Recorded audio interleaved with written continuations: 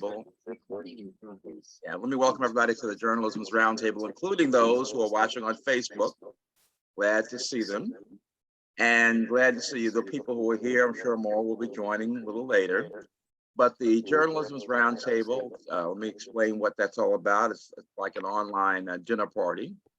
And it actually was an actual dinner party until COVID. We met in a local restaurant, moved it around the city of Washington, D.C. Started in 1999 when a friend of ours was leaving to get a doctorate. And she said, well, keep this going while I'm gone. And we did. And we've been meeting every month since then, since 1999. And it's an outgrowth, really, of the Journal-isms column, which is about diversity issues in the news business.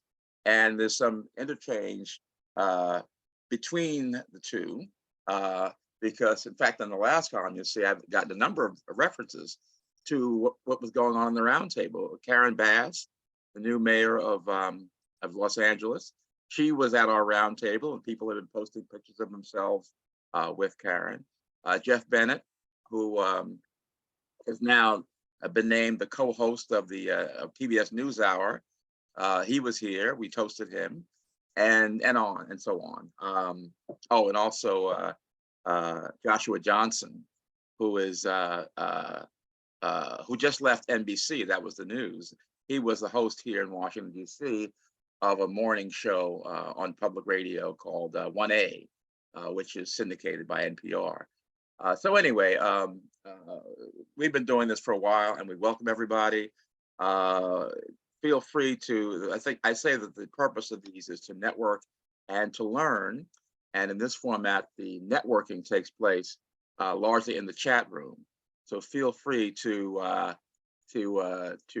leave a message for somebody else, have a conversation with somebody else individually, or leave a message for the whole group to see. And those messages end up in the conversation.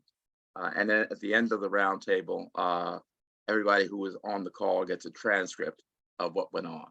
So welcome. With that being said, I want to start off. We were supposed to have the person who is the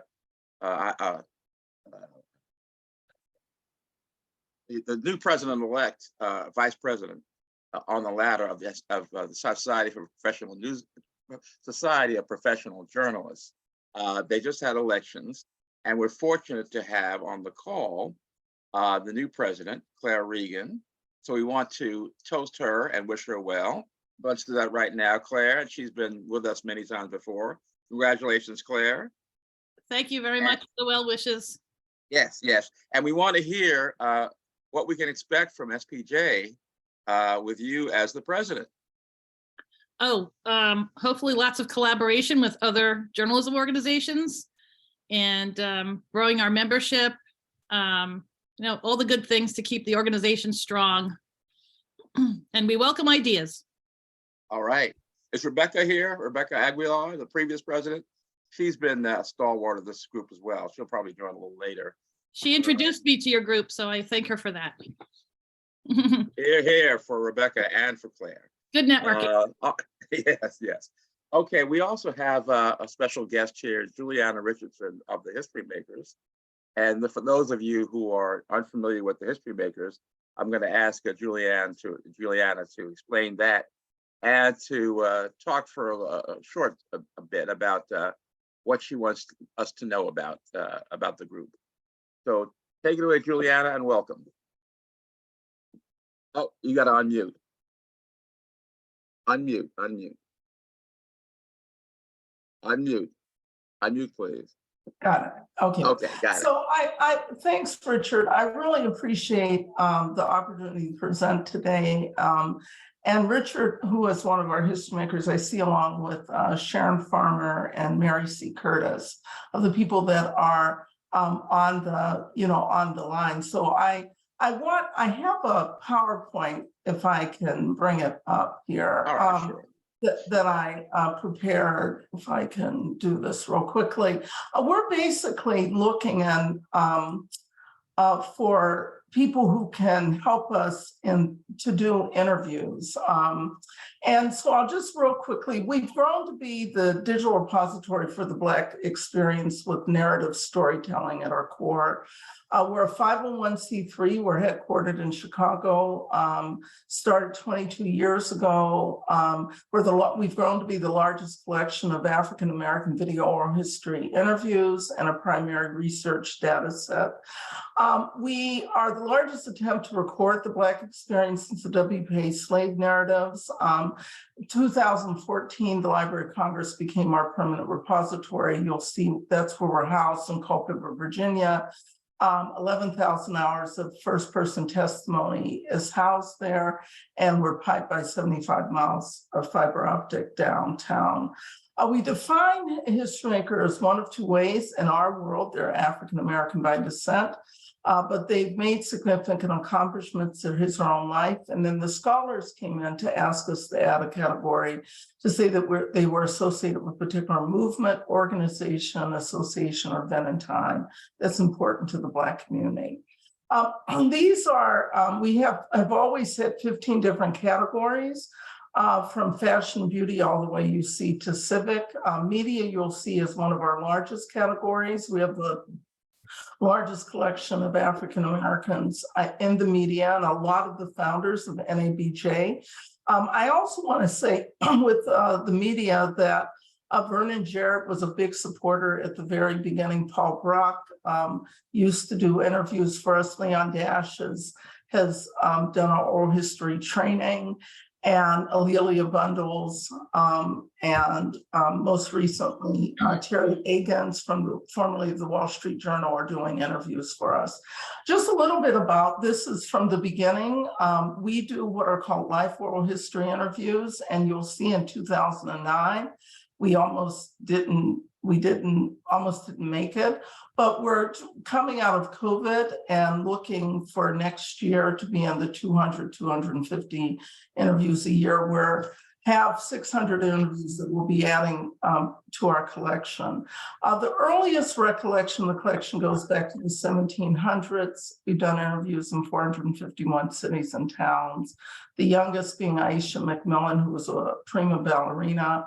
The oldest being Louisiana Hines, who was a World War II Rose Lee the Riveter out of Detroit. We have more men than women. We're really trying to change that, even though this is women-led. So Ursula Burns just gifted us money to add 200 women. If you look to the right, you'll see that over 900 people have passed away. And if you look at 70 and above, that represents 2/3 of the collection. It is a very strong 20th century collection. In terms of geographic diversity, we're housed in Chicago, so that's why we have the most number of people there, followed by New York and DC. In the gray are where we've done less than 9 or 0, but don't be, still, like if you look at Oklahoma, we've never been there to do interviews, but we have lots of Oklahoma stories within the collection. So by 2025, we will have gone to all places in the United States. What I'm here today to really sort of see, because we're relaunching our interview operation, I'm looking to find people that I can hire. Our interviews last 3 to 6 hours in length. The longest is, I think, 17 hours, done over a period of a few days. We're seeking 2 full-time positions who will work out of our Chicago office. We're typically they would be each doing 20 trips a year. We usually on a trip do, between 8 and 10 interviews. Part-time positions, that you have to love the work, of 400 to 800 an interview. The requirements that you participate in our training and our pre-interview prep. We, for each outline, each interview, we do an outline that we provide the interviewer that's 30 to 40 pages in length. We ask that we're looking for people who can be flexible or great listeners, have been great interviewing and people skills, ability to represent us from a passionate and ethical perspective, and also significant knowledge of African-American history. That's it. If there are any questions, I'd like to take it. Richard, I really appreciate the time that. Thank you. It should be obvious why journalists should be interested in the history makers, but why don't you just give us in 25 words or less why you think journalists should Well, I mean, value this? I think journalists can be very helpful. You've heard some of the people that have been helpful to us.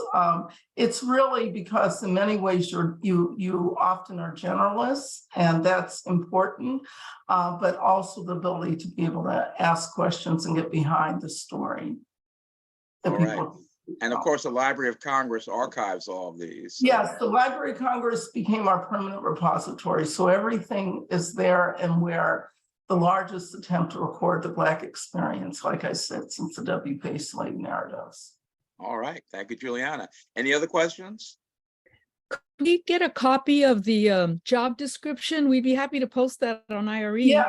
Yes, I'd love to. I can send you a copy of the job description. If you would. It also should be in the email I sent out earlier. But good. Yeah. Okay, I see that he wants, that's great. Okay. How can we reach you? I will put my contact information in chat, my email address. Oh, thank you. Yes, that would be good. We really appreciate this because we are, we just announced a collaboration with the NFL on our sports category, but we want, yes, that was great. And I think there will be an announcement around the NBA too, because our sports categories are poor. Yeah. Okay. Well, thank you, Juliana. Okay, let's go on, move on to, our topic A is immigration, and not just immigration in general, but the stories that aren't being told enough. For example, I just wrote in the Journal-isms column that when you see it, about what's going on in the Dominican Republic, where Haitians who are trying to get the heck out of there, and the Dominican Republic doesn't want them. So they rounded up in one day 4,500 people, 4,500 Black people actually from Haiti, to deport them. And then there are other stories about people dying. There was the one in Spain and Morocco, where 24 people were killed from Africa who were trying to get to this little enclave in Morocco that is owned by Spain, and the border guards pushed back and the wall fell and killed 24 people. And there are other examples. So we want to talk about these untold stories, and we're fortunate to have with us a number of experts on this. And I want to start off with Zita Arocha, who's people may know from the National Association of Hispanic Journalists, and is editor of Border Zine magazine, online publication. So Zita, please begin. Yes, thank you. Thank you for the invitation. And it's good to see some of you who I already know. I especially wanted to say hi to Liz Robbins, who was a co-partner in a project we did for Poynter on immigration reporting and taking the training across the country to journalists everywhere. But I've posted a few things online, and they're interesting from the point of view, if you really want to get a fuller picture of what the Black migrant experience is in coming to America.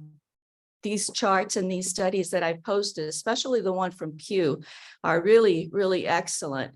And I won't go through them with you now. You can do that on your own, but it really presents a picture of changing immigration patterns, which is something that we were able to develop in this webinar that we did for Poynter, as well as an online 5-module, 5-chapter course that are free. They're online, and they're called, let me post them, the link to that, if I can do that right now.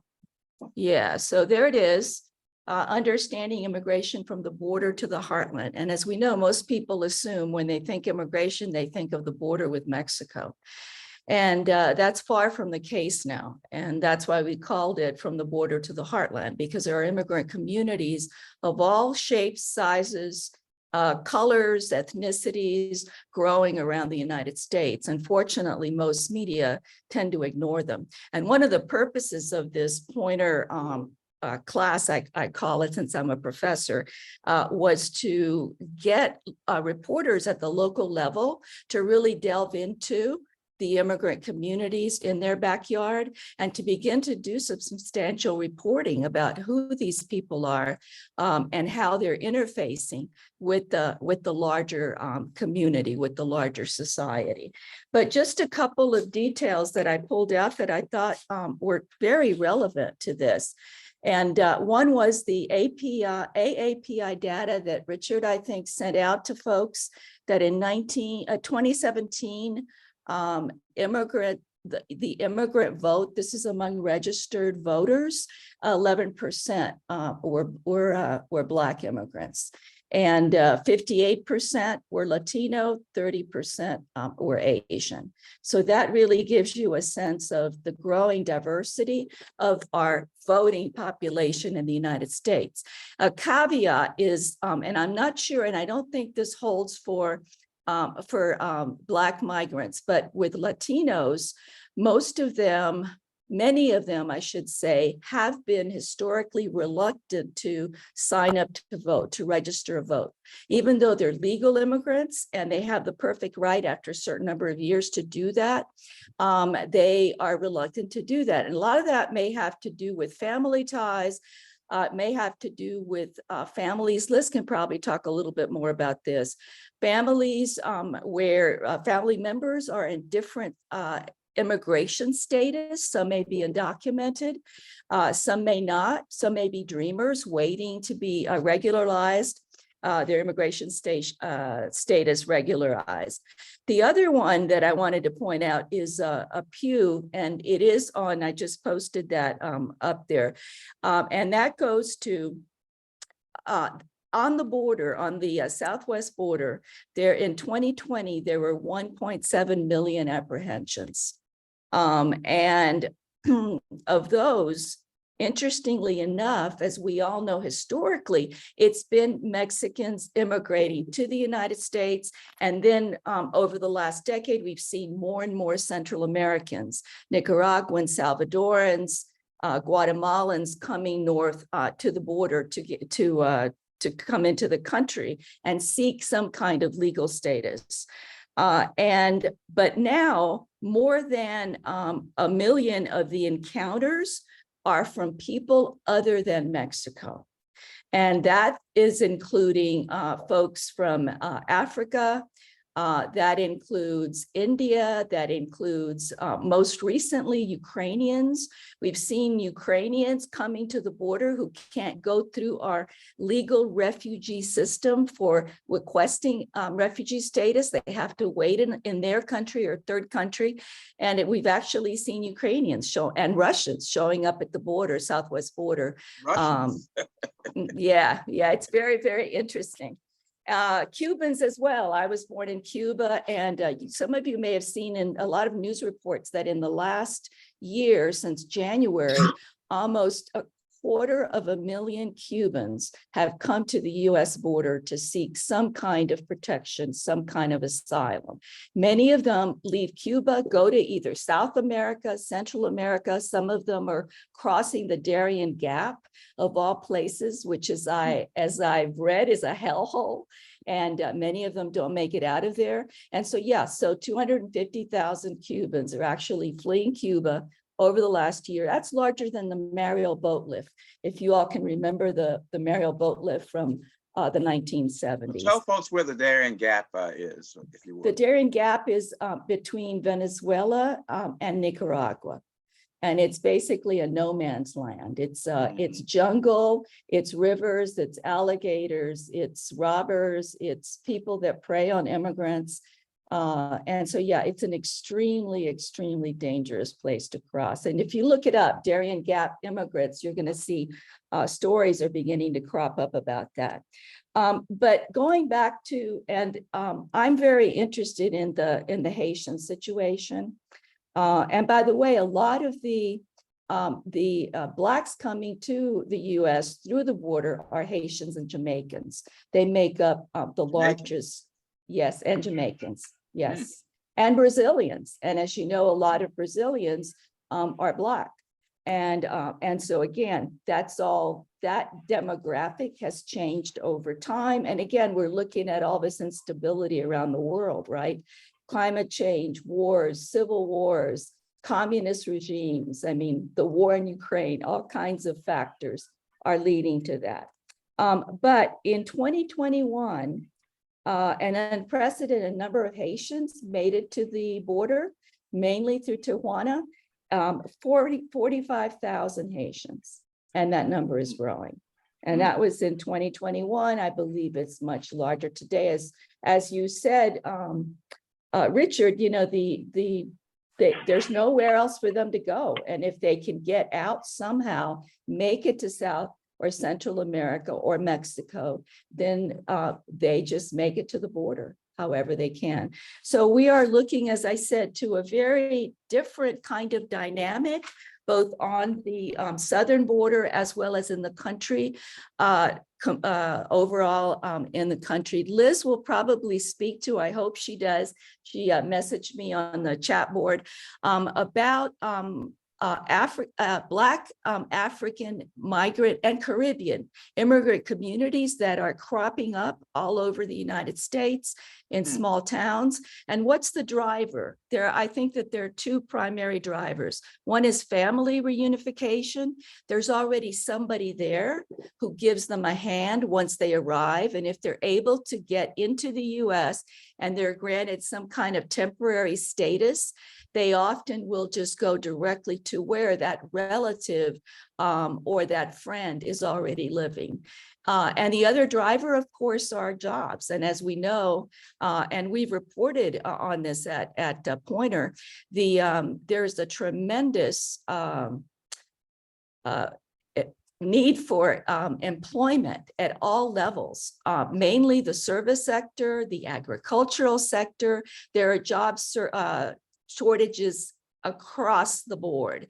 And there are people in Congress that are working hard to see if we can lift some of the caps to allow legal immigrants to come in for work purposes. And there are several bills pending in Congress to be able to do that. So again, I think the two primary factors, of course, there are others. Some people come to the US, some immigrants, because of medical treatment. I know a lady who was able to bring her child to El Paso for cancer treatment, and she was from Chihuahua. There are also cases like that. But by and large, I would say it's family reunification. And once they get in somehow, however they get in, they go directly to that place, or the job market and the fact that, you know, construction, restaurants, food processing, the fields. I mean, it's really an interesting employment All right, Zito, let's landscape. Yeah, let me get to some of the others now. Let's in this introductory period, let's have keep everything to 3 minutes if we can, and then we can go back. Yeah, we can go back. That's right. We can go back to to each person a little later. But I want to talk about the human element here, and perhaps Liz could talk about that, because she was the lead writer on a report from Define American, which is the group that many people know. Was there? There's the report. Was started by Jose Antonio Vargas, who many of us know. And I want she focused not only on the human being aspect of all of this, but on the news media and what we could be doing differently and better when we cover these stories, or not cover these stories. So Liz, please take it away. Your 3 minutes. Okay, thanks, Richard and Zita. Great to see you. Fun to get the gang back together. I'll just give a brief introduction. I have a very non-traditional background of going to a nonprofit. I spent most of my 30 years in newsrooms covering sports. And then the last, I would say, 15 years, I covered Metro in Brooklyn for the New York Times, and then became the immigration reporter. And you may say, like, wait a second. I covered the NBA, by the way, for 7 years. I was the NBA columnist. I covered the New Jersey Nets when they were in New Jersey, and I covered the Knicks, which should give me some sort of award to sit through all that dysfunction. But the similarity is simple, Richard, and you brought it up. Yes. It's people.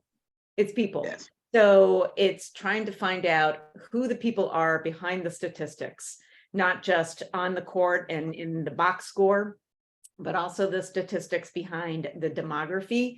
And as any good immigration reporter or local reporter should know, you go to the stats to find out what is the trend of both migrants and ethnicity and race.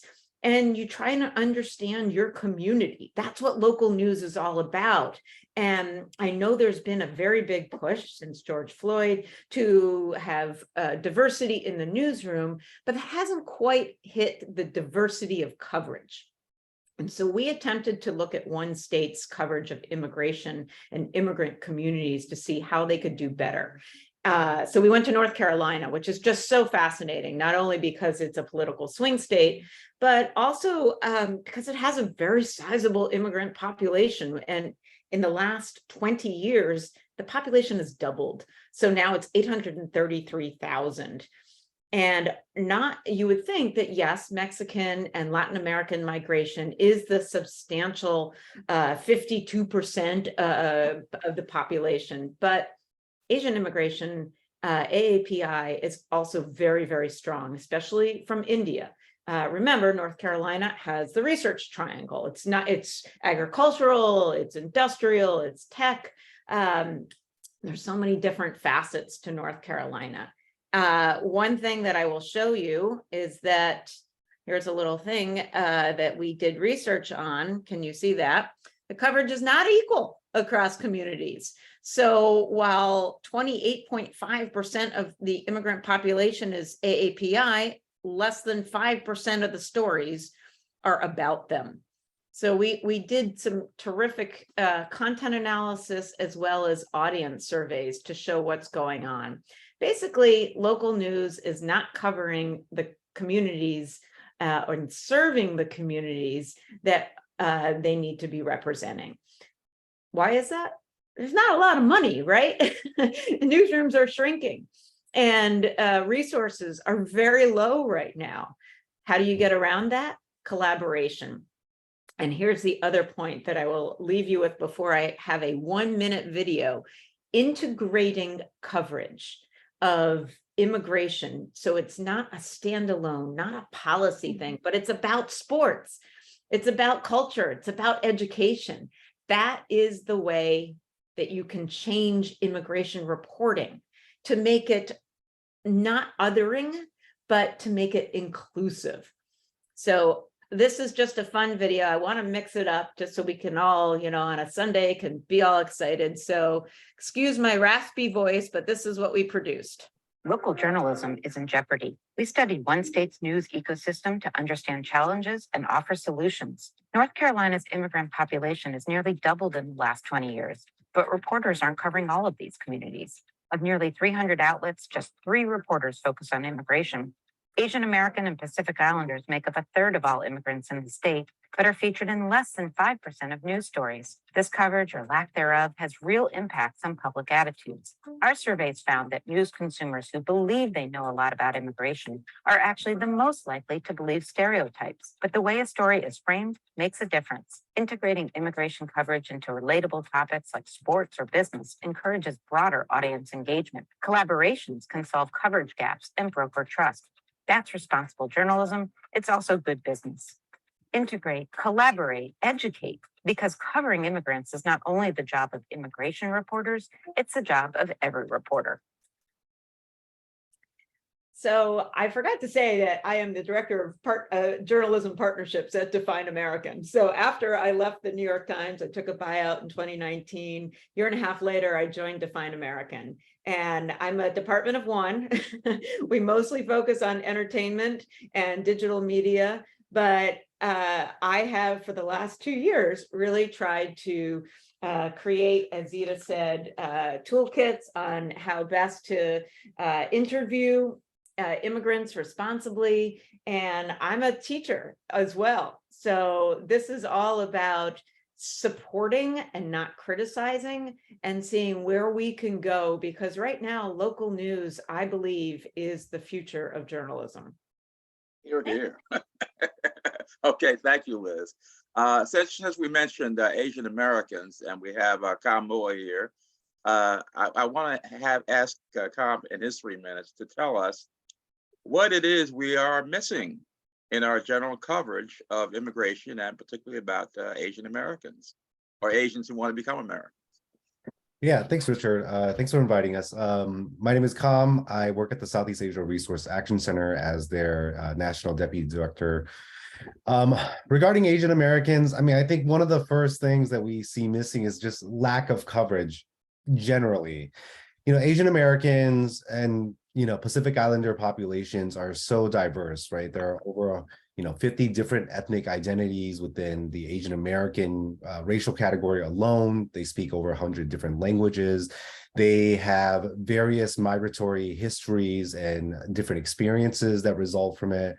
At our organization, we focus specifically on populations from Southeast Asia, specifically refugee populations from Southeast Asia, from Cambodia, Laos, and Vietnam. But that said, I mean, Asian Americans are so different, and we don't see the differences in experiences represented in media. For example, it's extremely difficult, or the experiences of a Chinese immigrant who came to the US through an employment system is extremely different from a Filipino who came to the US through the family system and waited 15 years to get here. The experiences of a Cambodian refugee who survived genocide is also extremely different than the experience of a South Asian, asylum seeker who crossed through the southern border. And I think those nuances are often missing in media coverage on Asian American migration. One, because again, they don't cover Asian Americans generally, but when they do, it's one very specific story and one very specific narrative. Oftentimes it's just employment. Sometimes you might get some undocumented story, but by and large, it's generally missing from the conversation. And that's not even including Pacific Islanders, right? Like communities from Samoa and Tonga, Fiji, and some of those other populations are missing entirely from the media coverage. So oftentimes when media talks about Asian American and Pacific Islander immigrants, they're really just talking about immigrants from generally like China or Taiwan, maybe Korea, maybe sometimes, India. That experience doesn't necessarily represent the larger diaspora and the differences within these different populations. I think for our organization, one of the most interesting things that was not really covered by media in the last 3 years was the fact that, under the last 2 years of the Trump administration and the first year of the Biden administration, there was a complete ban on immigration, both employment, family, from Laos, and no one covered it. Like it's for all intents and purposes, it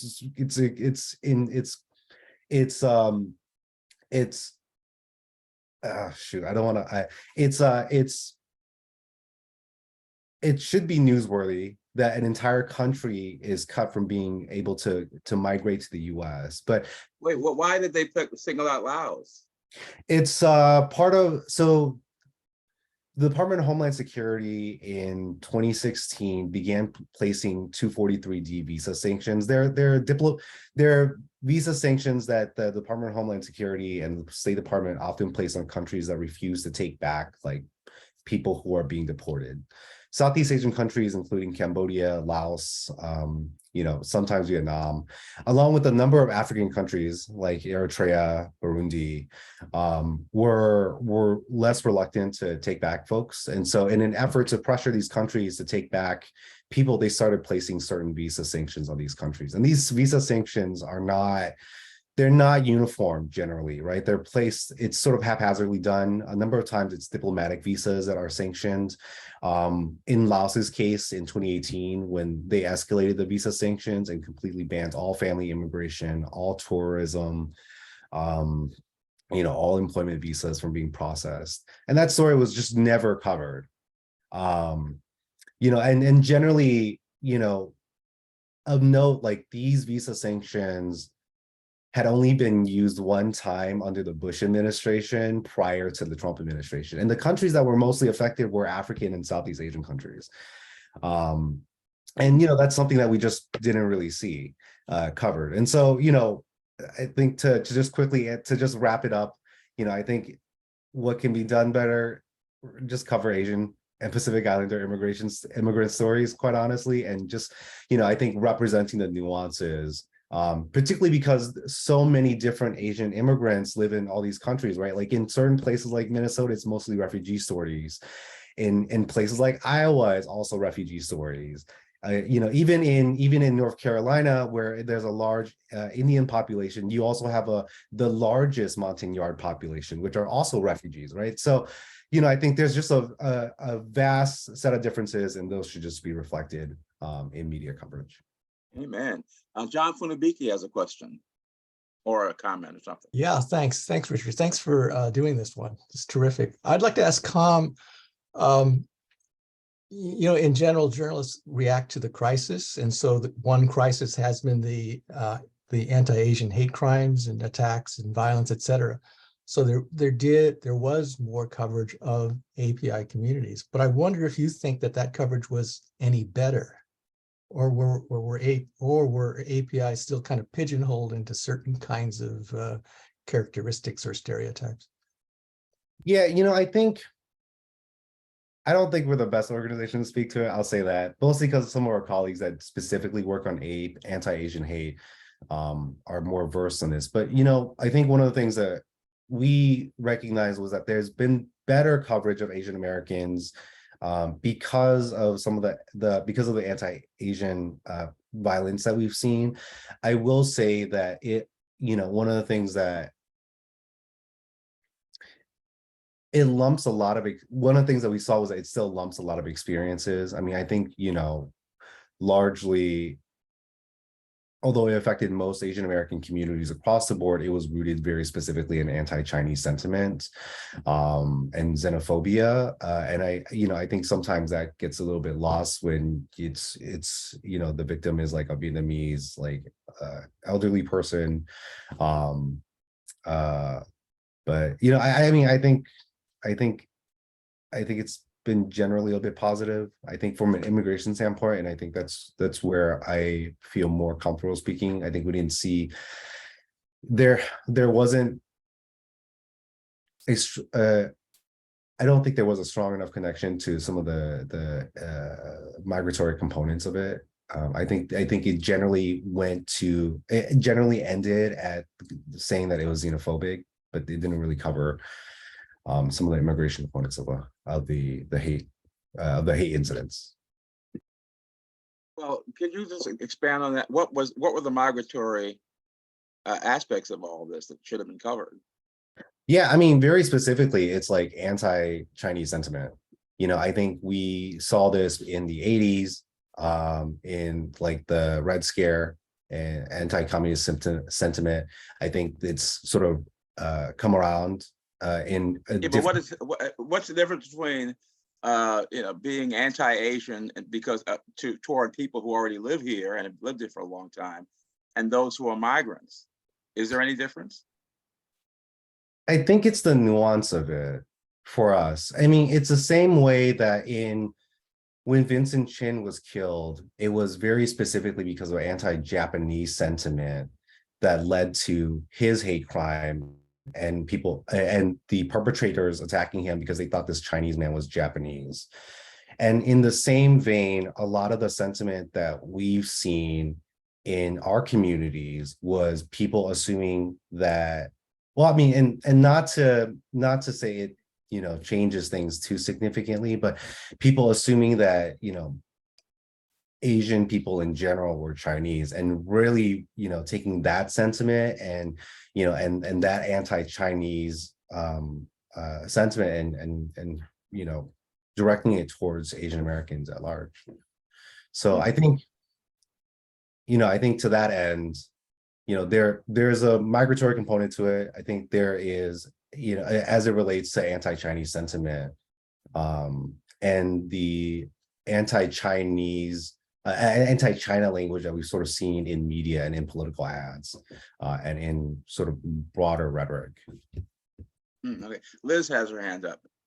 Yes, also what Zita said, I do want to respond to that. So I'm so glad you talked about the Montagnard, the Vietnamese basically farming community, because outside of Vietnam, Greensboro, North Carolina, and the environment actually has the largest community of Montagnard Vietnamese across the country. And so we talked to an editor of the Triad City Beat, an independent and indie weekly, and she's Japanese American. And she said, we know what's going on, and we don't have resources. So when you say, and I completely agree, and this is the conundrum, right? You said about Laos. Let's think what else was happening from 2017 through 2020 during Trump, right? I mean, you've got Muslim bans, you've got DACA canceled, and then family separation. And so I thought Sayaka Matsuoka's comment was brilliant. She said, so much of the way that news has been handled, and the way I was also taught to do news, was to point your camera, point your notebook at the thing that's on fire. And as editor, she's both editor and reporter, she doesn't have the resources to cover it. Her suggestion was, well, Montagnard, maybe we should establish sources in the community so we can do a housing story that cuts across different beats in the paper. But the reality is, a lot of it is reaction to a crisis. Remember the spa shootings, the Asian spa shootings in Atlanta. How do you cover this? So the solution is to get sources so that you are well sourced before the event happens. How can you do that? We need money for journalism. Can you all just explain to those who don't know who the Montagnards, explain the Montagnards, who they are and why we should know about them? I may go with you to be an expert. I know that they are a farming community and have come to North Carolina over the past 15 years. Yeah, so to just expand a little bit, so Montagnards are a ethnic minority from Vietnam. They were part of the resettlement process after the Vietnam War. And, for some reason, and it's hard for us to even say, the largest concentration is in North Carolina. That population, don't show up in any real data sets because the population's been too small to really report out. And so most of it is usually through anecdotal and community stories and approximations. So that's the population in a nutshell. They're a minority population from Vietnam. They live in North Carolina. They're largely we're largely agricultural community, and yeah. Okay, thank you. Okay, I want to move on to Spencer, who is with the International Consortium of Investigative Journalists, because ICIJ, his group, did a study called Solitary Voices about what happens to these migrants and refugees who end up under ICE custody, and particularly in solitary confinement. And so they spent a lot of time, a lot of resources finding out what's going on with those folks and what's going on with ICE. So I'll turn this 3 minutes over to Spencer. Thanks, Richard, and thanks so much for having me. Yeah, I hope a lot of what I'm going to say might not be much news to anyone here, but in talking with a lot of asylum seekers who were either in ICE detention or had been released from ICE detention and had experienced solitary confinement, you know, you get a real sense of these detention centers as actually really lawless places that once you're put in a detention center, you know, immigrants don't have very many rights in this country to begin with, and you just lose so many more rights once you're detained.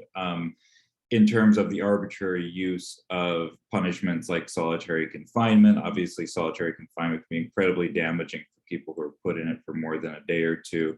I spoke with people who have been put in solitary at ICE with no recourse or redress for literally months on end. And through these conversations, it became really apparent that, and this isn't very scientific, a lot of this is anecdotal, but I did speak with dozens of folks who experienced solitary at ICE, that there was a real valence of discrimination based on race, ethnicity, and language, and all of those things intersect in terms of how ICE detainees are treated by guards. You know, I mean, these are detention centers where individual guards who themselves are, you know, they're at no high level of management or anything, make really important choices in terms that affect these detainees' lives for weeks and months on end in terms of solitary placements and punishments and things like that. So to be more specific, I spoke with Punjabi men, Afghan men, people from Africa and Haiti, who described a situation where, you know, a population that was a plurality or a majority within the detention center was Spanish speaking, and that a Latinx population, you know, they were suffering hardships themselves in detention, but they did have that lifeline of being able to speak the language that a lot of the guards spoke. A lot of ICE guards are Latinx themselves or Spanish speaking. And they would describe what they almost saw in some cases, and not to generalize at all or minimize how terrible the situation is for a lot of Spanish-speaking detainees, but in some cases, you know, there's almost a camaraderie between detainees and guards. And that guards, some of these people who didn't speak Spanish and were not Latinx felt that they were utterly scorned by guards. And that, you know, and you see this anecdotally with some of the worst treatment of detainees, often being people who are not Spanish speaking, of a different ethnicity, you know, Latinx or, you know, certainly I think, and yeah, you don't hear about white detainees getting treated badly either.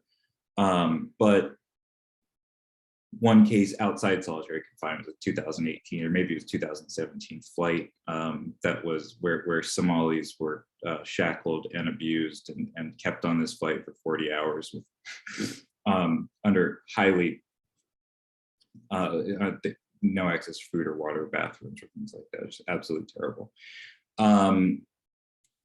So, you know, a lot of the people I spoke with did have this feeling that they had been put in solitary confinement because the guards disliked them, and that there was a strong racial or ethnic or language reason for that. The Punjabi men I spoke with couldn't speak English or Spanish, and so there's this additional failure to communicate that can cause them to actually just break rules by accident and then not be able to explain themselves. And, you know, there's so much kind of nuance there, you know, in terms of the interaction between you know, in some cases surprising. You know, it's nuance in terms of the racial categories being a little different than you know you're used to in media coverage. And it's something that I found fascinating and wished we could have, dove into a little more. There's not a ton, there is some scholarship on it, but not a ton of great stuff. It's highly anecdotal.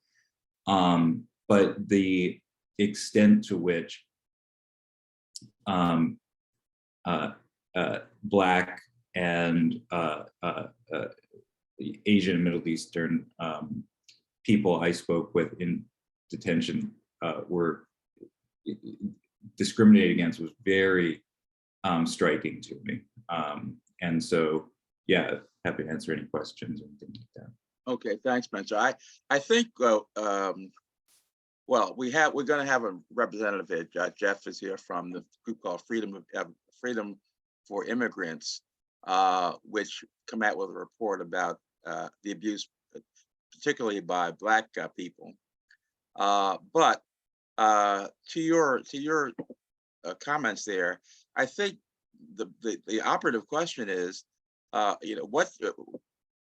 can we make this stop? What can we do as citizens and also as journalists? Spencer? These detention centers have incredibly little oversight. That's kind of the really obvious answer. Detention in general, the use of detention should be reduced. The use of solitary confinement should be eliminated. In almost every case, in some cases there are people who do present a genuine threat to other detainees, but those are actually kind of few and far between.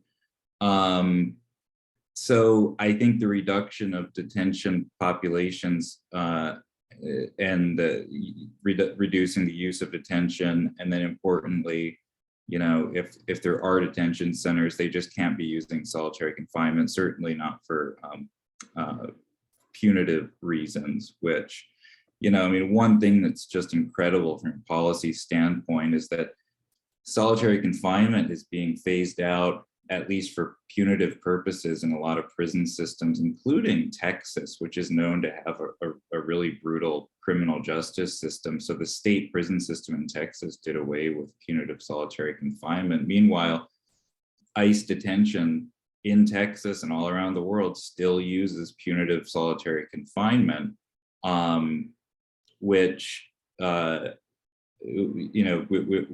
goes by just various recommendations and goes against international standards. Okay. All right, let's hear from Jeff Migliozzi, who's with the group called Freedom for Immigrants, which just released a report with some other groups, specifically about Black migrants and the abuse that they take. So Jeff, your 3 minutes. Sure. Thank you, Richard. Hi, everyone. My name is Jeff Migliozzi. I'm the communications manager with Freedom for Immigrants. We're a national nonprofit advocating for the abolition of immigration detention.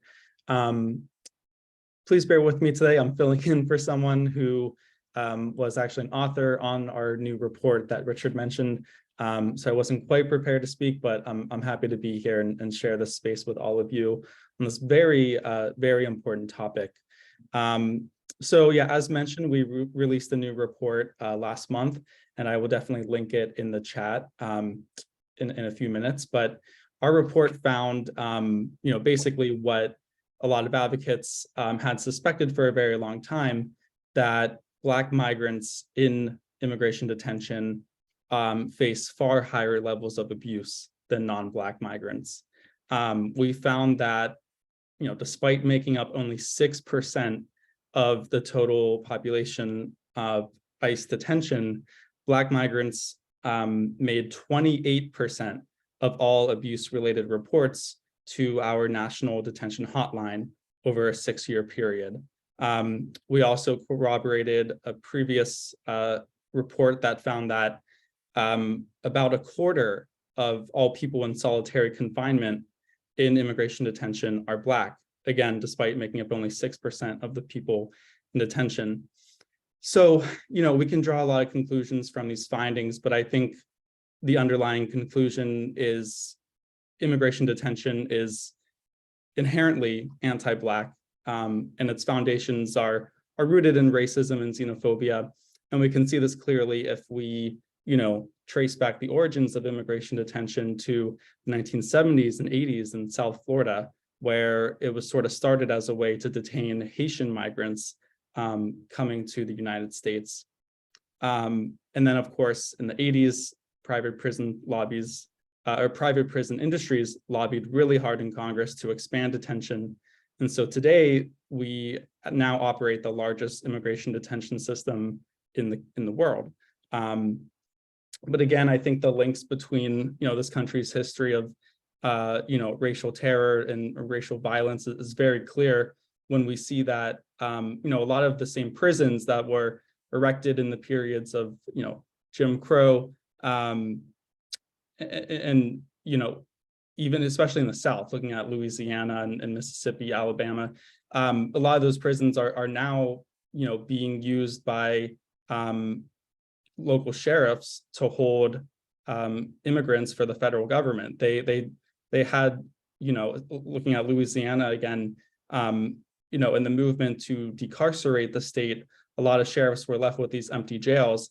And so the federal government swooped in, and in some cases, they're paying these local sheriffs, double the amount per person per day than the state was paying them to hold people for the state. So clearly we can see that these systems of mass incarceration are inherently linked to immigration detention today. And like, the mass incarceration system, which disproportionately detains Black people, it's the same case in the immigration detention system.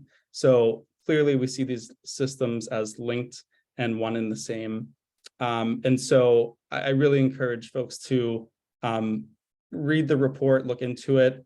I think a lot of the findings are really horrifying, but at the same time, we hope that this is an issue that will be more covered by the media. And one other point I'll raise is, again, with this sort of being an undercovered topic, ICE and DHS don't actually keep the best track of who is in their custody. They don't keep data on race and ethnicity. And so that makes it even more challenging for advocates to sort of come up with reports like this, because unlike other law enforcement agencies that usually do keep race data, ICE and DHS do not. So one of the things we're definitely advocating for is the actual creating that data or collecting that data and reporting it out, so that we can better understand and have a fuller picture of what's happening in these very secretive and opaque detention centers. But again, our main demand, as it's been, is to get rid of this system entirely, because it's arbitrary, capricious. It doesn't really need to exist.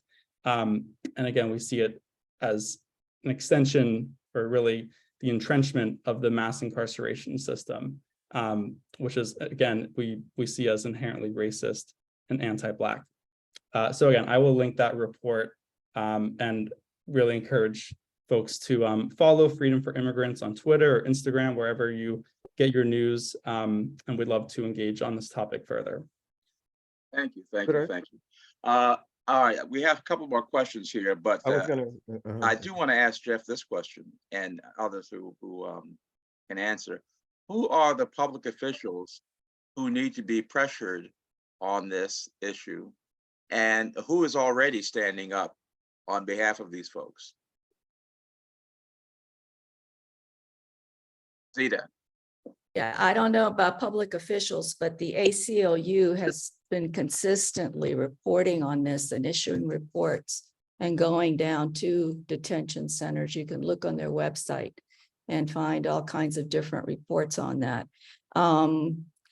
I mean, I was thinking about it the other way, like what public officials need to be shamed over this. And one of them is the governor of Texas, who was just reelected, okay?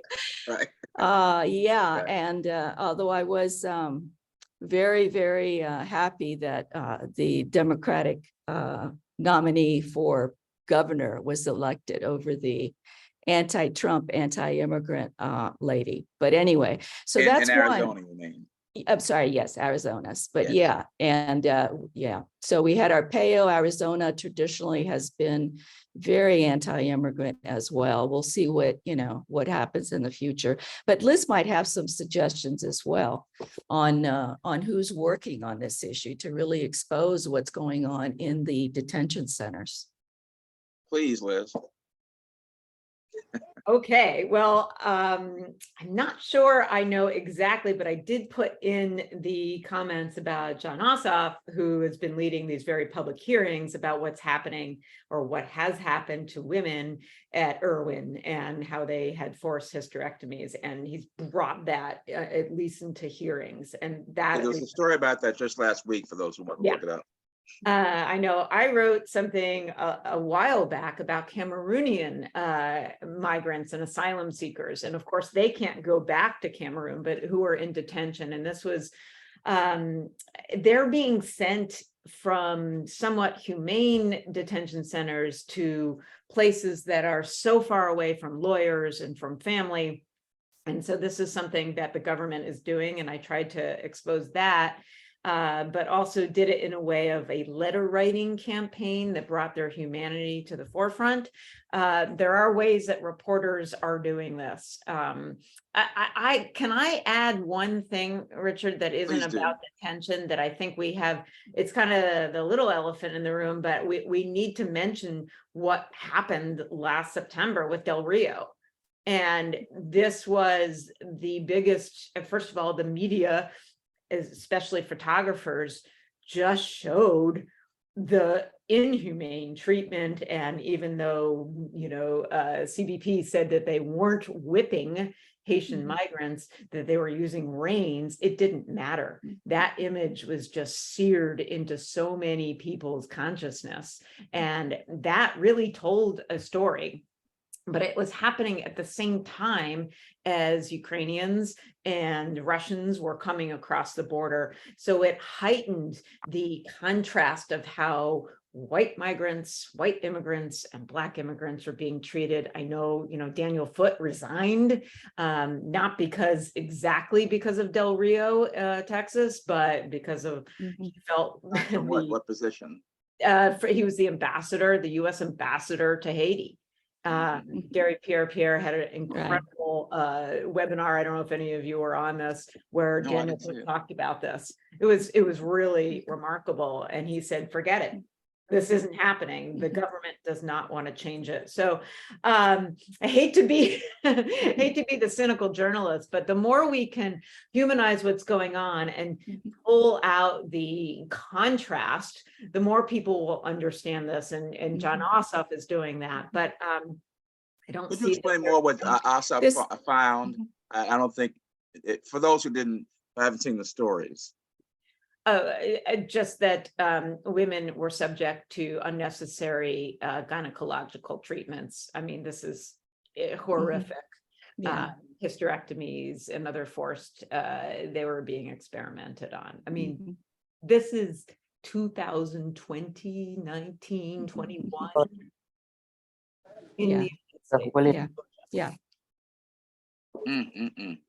Okay. Speaking. Please do. Go ahead. Yeah, thank you. Okay. I think Susan may have had a question. Maybe she should go first. Where's Susan? Yeah, no, sorry. I thought I saw someone put up their hand, but yeah, so going to the it was Ronald, going to the humanity and capturing the humanity. I mean, I'm sure most of you know that it is nearly impossible for journalists to get into detention centers to report on what's happening in there, right? And especially when it was, and still is, with the children, undocumented children that are younger than 15. And so it is extremely difficult to really do. And that's, I think the ACLU does have access. Sometimes a reporter can go in with a lawyer who may be representing somebody who's in detention, but as Liz said, many of these people are not even given the opportunity to seek representation. They don't know what to do. They don't know where to go. But speaking to the humanity, I wonder if this is a good moment to show you all the pictures that an incredible photojournalist from the border, Mr. Ornelas. Wait, could you hold on just one second? Sure. I want to see those pictures, but I also want to ask about the journalists not being allowed to go into these places. Yeah. Who is advocating on behalf of the journalists to be able to see these things? No one is. It's an individual basis. I mean, there are journalists who have sought special permission. Sometimes the court, the immigration court, the disposition of these cases of people who are asking for either political asylum or some other kind of protection, they're held inside detention centers. And journalists are not allowed to attend those hearings. I do know a journalist from South Florida who, after reaching many people at the highest levels, was allowed to attend a hearing for someone she was writing a story about. And so, yeah, there is no one, Richard, that I'm aware of. And so really what goes on in there is, you know, you just don't know. This is an anecdote that I thought was fascinating. I was in an airplane to Austin. The plane was filled, this was American Airlines, was filled with Venezuelan migrants. And they were all being sent to, they had been processed by, they'd been in detention centers in El Paso, and they had been processed, and now they were going to the next step. In one case of one woman, I ended up sitting next to her. She was maybe late 20s, early 30s.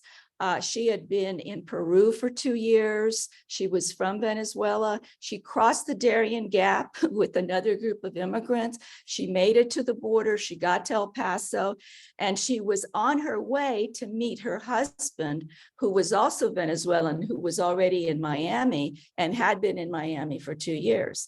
And she described to me that, I mean, it is very dehumanizing to people to go through that detention process. And she was telling me that one of the first things that immigration did is they had them dump all of their possessions, every single thing that they brought, in trash bins. And they had them, including what they were wearing in their shoes. They were given, new clothes and new shoes to wear. And so the question is, why are they doing that, right? Is it because of COVID? Is it because of fear of disease? I don't know. And that's something I wish that some journalists would go out there and report. Why are they being, every single thing that they own, that they were able, in the case of papers, and some people hide their papers, but then, they have to take off their clothes. And even that is basically thrown in the bin, so that when they get here, they are stripped of all personal identity. And to me, that is inhuman. All right, Jeff, you have your hand up, and then we'll get back to your picture, your photograph. It was really just the kind of a tidbit that in my experience I've seen in regard to journalist visits is ICE will ICE and or the sheriff department running the ICE detention center will reach out to local media to arrange a tour of the detention center, and 10 out of 10 times that local media story is extremely favorable to the sheriff and the jail's sort of narrative. So a good example of that, I think a somewhat recent one, was the Baker County Detention Center in Florida. We filed like a major civil rights complaint on behalf of a lot of people at Baker, and there was a lot of national media attention from ABC News, NBC News, and even a lot of the local papers. But the local media, specifically the TV stations, are very favorable to ICE and the sheriff's narratives. And so I saw that a lot of the national reporters were denied access to, going inside the facility and interviewing people. But then we saw the sheriff actually reached out to a local news reporter, and they did a piece that was extremely one-sided and didn't actually interview anyone that was, in the complaints. It was a very one-sided piece. Yeah, those formal tours are useless, waste of time. And they also put people at danger if you are photographing them and faces, especially if they're asylum seekers. But I'll just add, Jeff, this is why we need to educate local media on what they are supposed to know about immigration and the laws and why people come. So you don't take just the official version. And the last thing I'd say is that COVID has pretty much shut this down.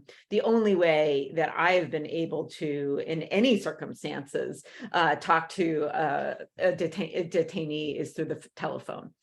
So that's better than nothing. But frankly, we don't need those pictures. Yeah. Okay, Roger, and then Diana, and then Ron Howell. Thank you. To answer Zita's question, the reason for taking away their papers in particular is so that they have no proof showing that they are here for asylum or for any other reason.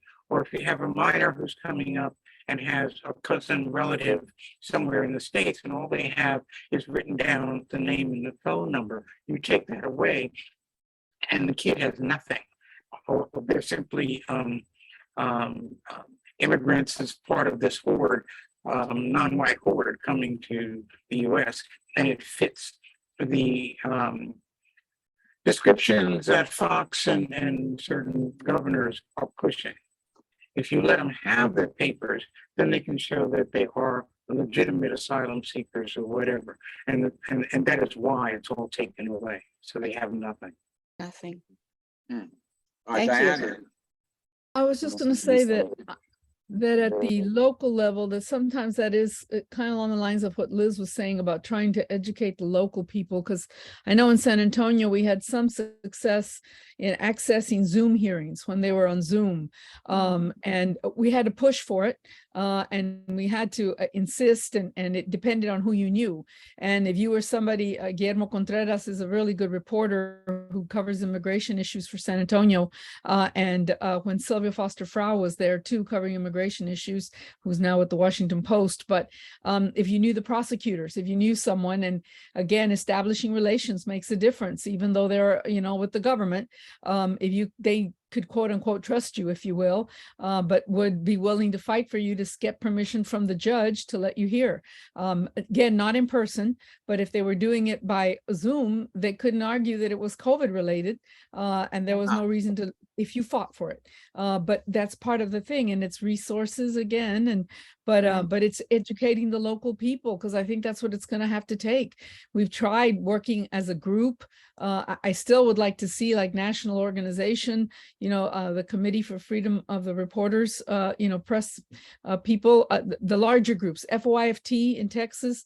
We fought for that a couple of times together. We got together, our Sunshine Coalition got together, trying to get some of that with the Haitian people when they came over at the Del Rio area, trying to get some, because that was one of the most extreme immigration courts there in Del Rio. But anyway, just an emphasis that working at the local level seems to be the way to go. Yeah. And let's not forget, so SPJ is one of the organizations. Absolutely. That, I'm sorry, SPJ. And they have, they have a very strong, no, you're right. Yes. SPJ has a big, strong legal fund that works on that, right? Oh, very good. All right, Ron Howell, and then Rebecca Aguiar has joined us.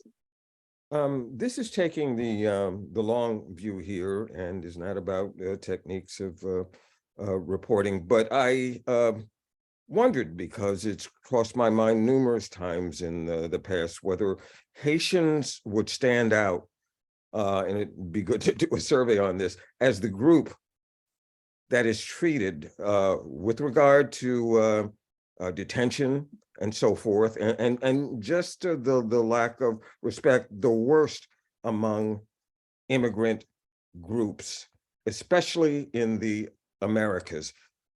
I am tempted to say yes, and it's based on, you know, my own experiences in Haiti and as an American. But I throw that out there if anyone, especially among the speakers so far, is willing to say an absolute yes or no.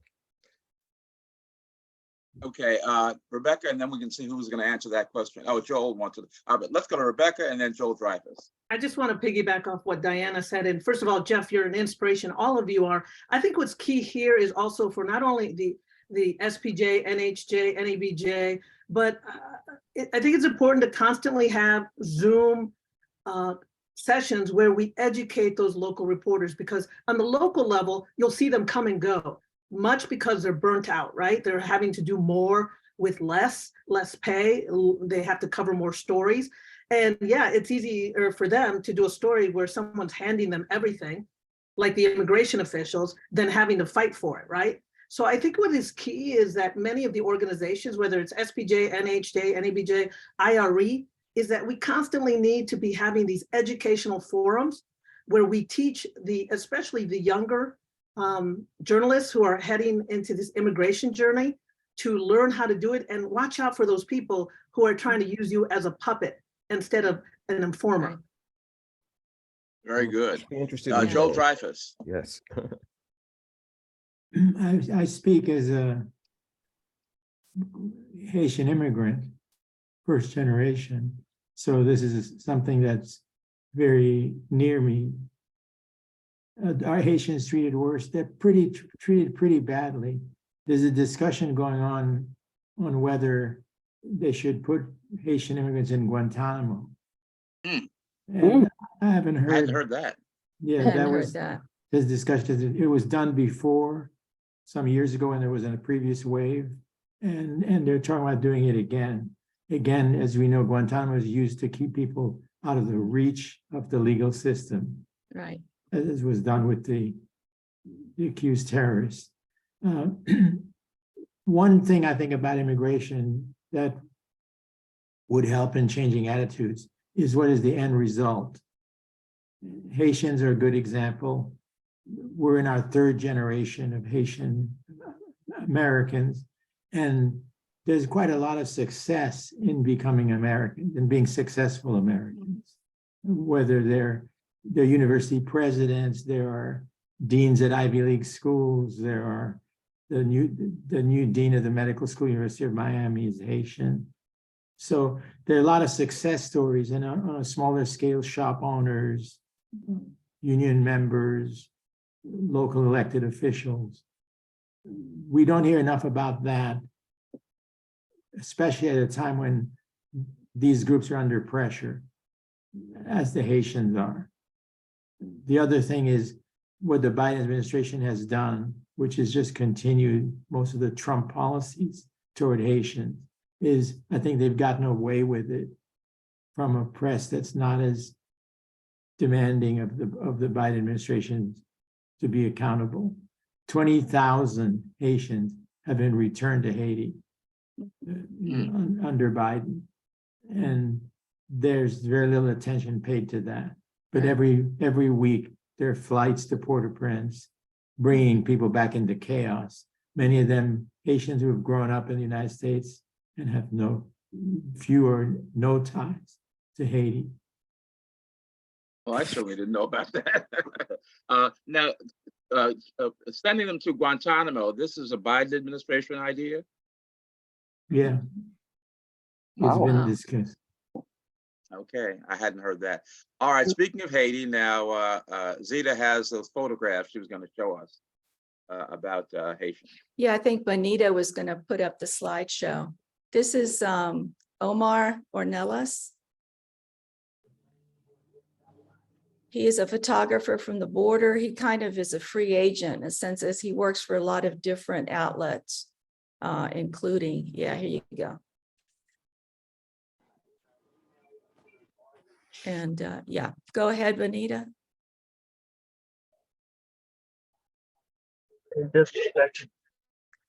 Thank you. The humanity of these photos really is what struck me, and how close he was able to get to the actual people.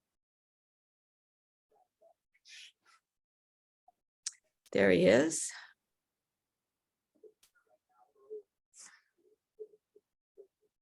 Okay.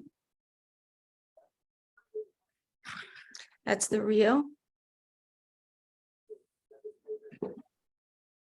That's, to me, is an amazing photograph. Yep.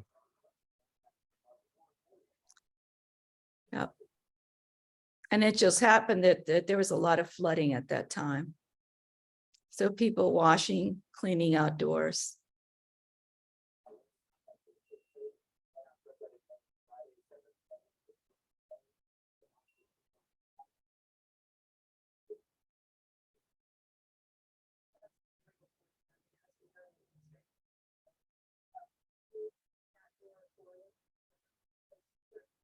That's it. That's the Great Divide.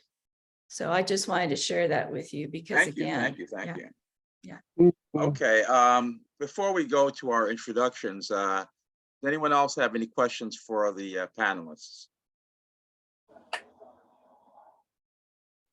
Okay, thanks for Tom has to go. I want to thank him for being able to join us, and the same with Juliana Richardson. Thanks again. She just told me there are some people on this call who definitely need to be interviewed for the history makers. So that's a good thing. That's a good thing. All right, let's go to our introductions now. Zita, we know. Rebecca Aguilar, we know, but go ahead and introduce yourself again. And congratulations on a successful term as SPJ president. Thank you so much. And I want to thank everybody here that supported me as SPJ president. I just stepped off a little 3 weeks ago, and it was very successful. We saw more people of color joining us. And I know that under Claire Regan, who's also joined us here, that it's going to be a stronger and better organization. I'm a veteran journalist, 41 years now as a reporter, freelancer out of Dallas, former SPJ president, former NABJ, also board member. And I love being a journalist. And thank you again for a great conversation. Sorry I'm late. I had to go to church and they kept me there. So thank you. All right, thank you, Rebecca. Lillian Williams.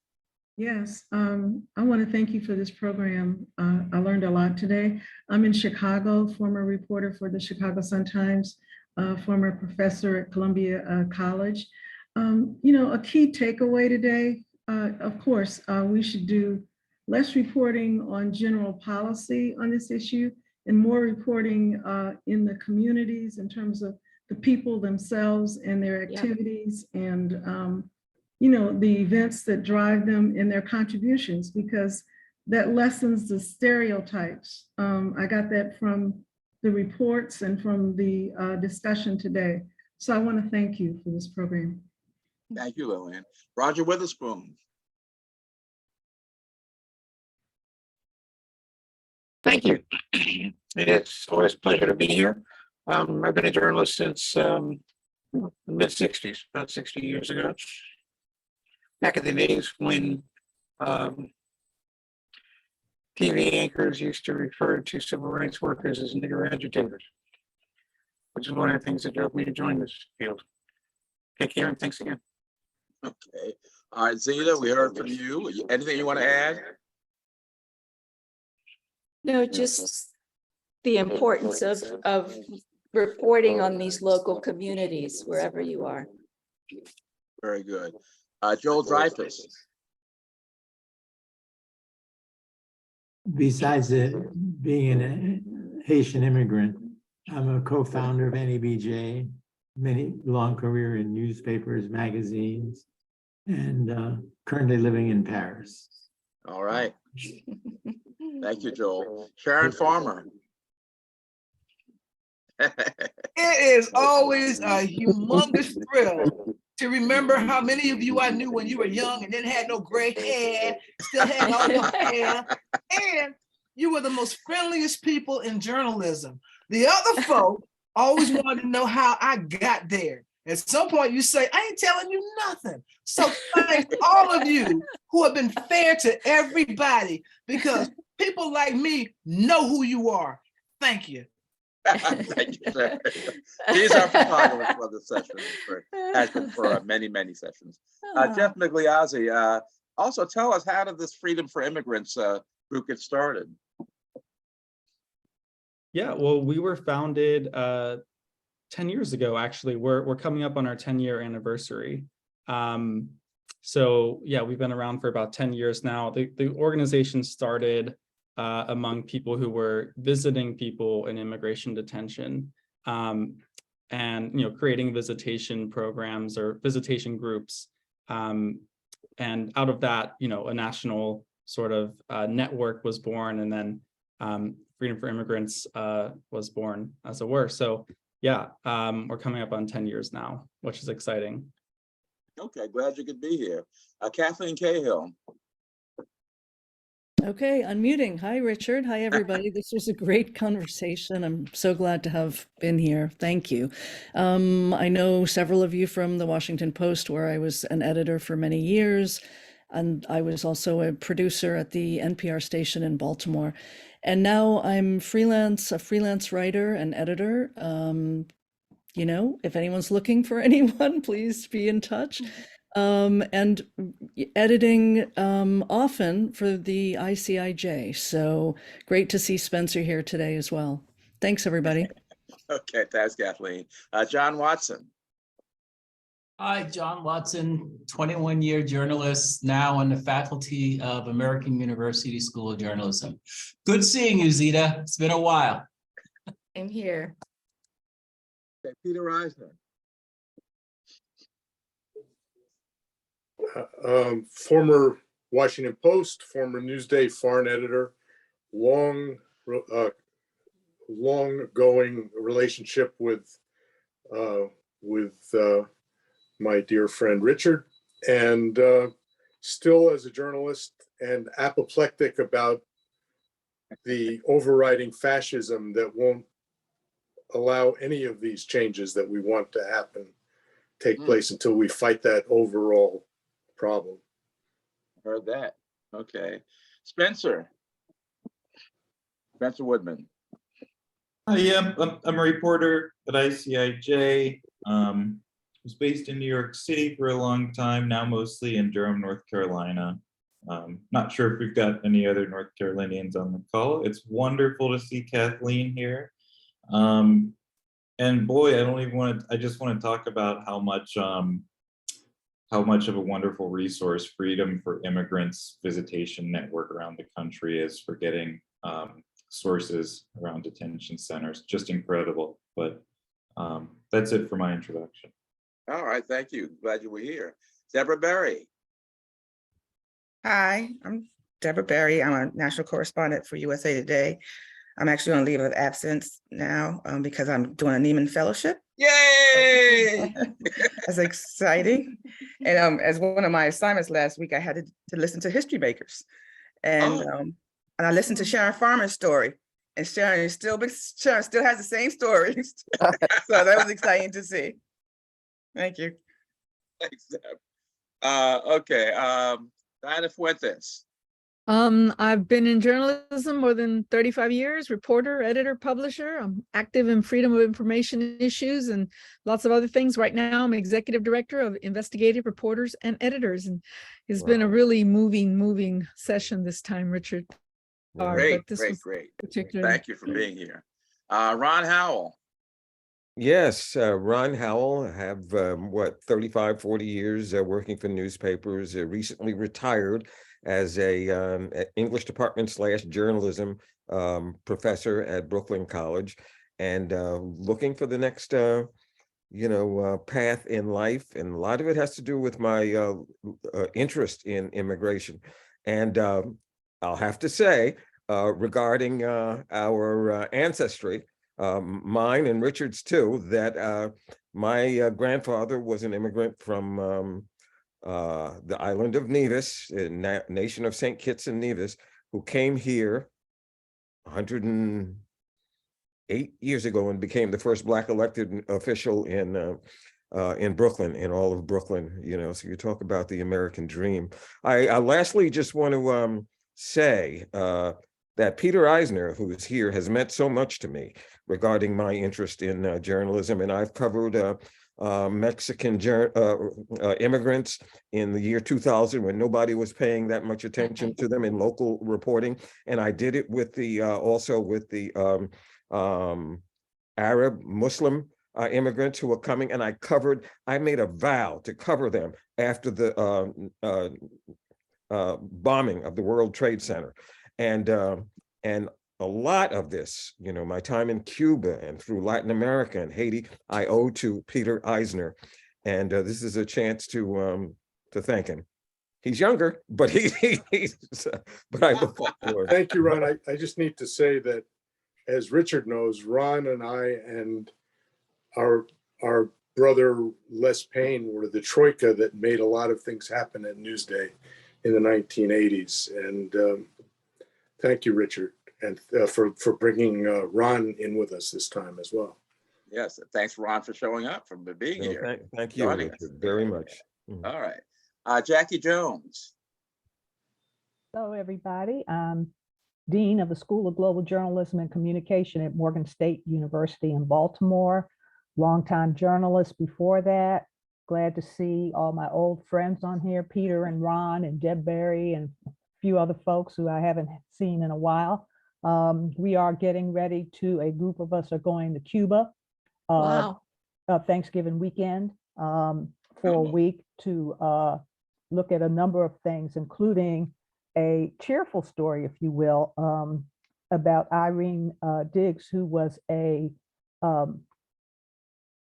scholar and primary researcher for W.E.B. Du Bois. Her work never got the publicity it deserved, but she was the first African-American woman to get a PhD in anthropology at the University of Havana.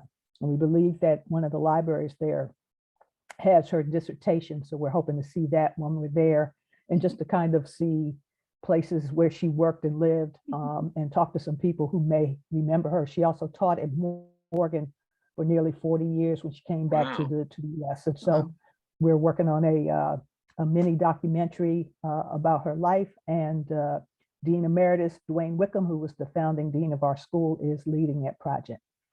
Oh, okay, very good. Thanks. I didn't know about that one. Darren Schneider. Yes, good afternoon, everyone. My name is Darren Snyder. I'm a 30+ year journalist, currently freelancing, do a lot of writing for The Grill, do some writing for Anscape and Fan Buzz, and I'll write for you too if you want me. It's been good to be here. Most of my career has been spent in sports, but I've always had many different interests, and I always enjoy digging into topics outside of fun and games, more about life and death. Thank you. All right. Clara, is there anything else you want to add? Just thank you, everybody, for the enlightening conversation. All right. Mary C. Curtis. Hey, thank you again for a great conversation. It's particularly relevant. We have to really follow this with the new Congress coming in.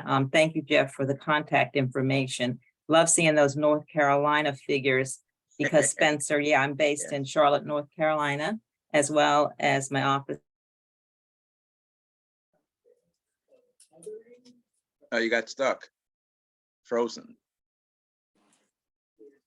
Okay. All right. Hi, Karen, are you okay? Oh, you're back? Oh, good. Yeah, I'm sorry. Oh, sorry. Where did I stop?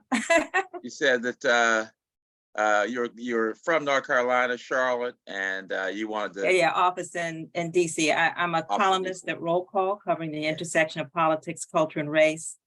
Host their Equal Time podcast, guest host Slate's What Next podcast, and I'm a senior leader. Oh, frozen again. Okay, thank you, Mary. Karen Dunlap. Hey, Richard and group. Karen Dunlap, former president of the Poynter Institute. Good to hear that, Zita, about the things at Poynter. In fact, so good to hear all of you and the good work you're doing. My body's in Tampa. My work and interests are in Nashville with community work and some writing there. And Richard, just thank you for another interesting, lively, and inspiring conversation. Thank you, Karen. Glad you were here. Gloria Minot. Gloria. Hi, We Richard. can't hear you. Can't hear me? Okay, now we can hear you. All right. Gloria Minot, formerly of WPFW Radio and WHUR. I was quite shocked today to learn of the treatment of the Haitians. I know the story is really, really bad, but I've also heard reports of them going through Mexico and having quite a time traveling through that country as well. My thoughts go out to them, and I can't help but be heartbroken to hear, and don't misinterpret what I'm saying. My sympathies are also with the people of Ukraine, but I wish some of that largesse would be bestowed on Haitian immigrants. Yes. Thank you. Yep. All right, thank you, Gloria. Bonita Bing. Good afternoon, everyone. Wow, yeah, this was very enlightening today to hear some of these stories. Wow. I'm Bonita Bing. I'm president of the Exposure Group, African American Photographers Association, located here in Washington, D.C. Also the owner of the Talbot and Bing studios, located in the Brooklyn Northeast section of D.C. And the producer of the Journal-isms Roundtable. Very good, very good. Thank you. Liz, is there anything else you want to say in wrapping up? Wow, I'm so excited to meet so many people, also in private messages. I began my career as a sports writer, an intern, first at the Boston Globe and then the Washington Post. Judon Marshall and I discovered when I was writing this report and featured her at WFAE that we were in the same class, the 1992 class. So yeah, I'm showing my age. I think I just want to conclude in so many ways. One of my first stories that I did at the Boston Globe was a story about racism and the Red Sox. It was a feature series by Peter Fainaru, and I was an intern, so I was helping out. And it was pretty shocking. And honestly, so much has not changed, not only in Boston, although there are some changes in sports and especially in immigration. I, of course, worked for a national newspaper for 19 years at the New York Times, but my focus was on the local immigrant communities, or Brooklyn, for example.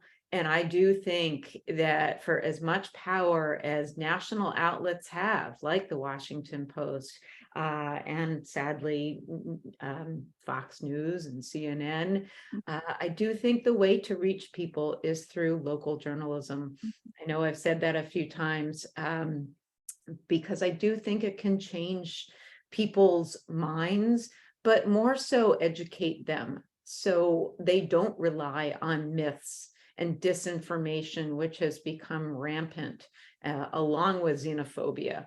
For people to say they are colorblind is very, very upsetting, because it just ignores the systemic racism that we have had across our country and in pretty much any institution, including journalism.